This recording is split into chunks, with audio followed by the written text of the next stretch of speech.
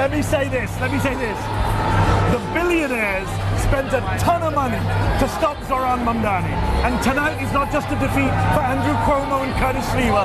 It's a defeat for Bill Ackman. It's a defeat for Reed Hastings. It's a defeat for Michael Bloomberg. It's a defeat for James Murdoch. It's a defeat for the Home Depot guy. It's a defeat for the Walmart woman. It's a defeat for Airbnb. It's a defeat for DoorDash. It's a defeat for all the billionaires who put all our money down, and the 34-year-old socialist beat them all.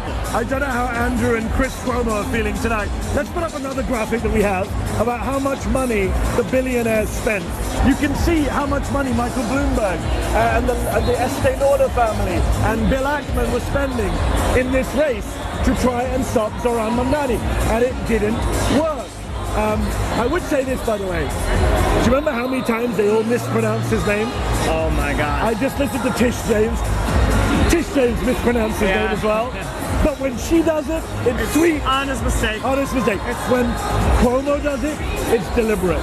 When Elon Musk called him Mumdoomy today, he tweeted Mumdoomy. Elon Musk called him Mumdoomy.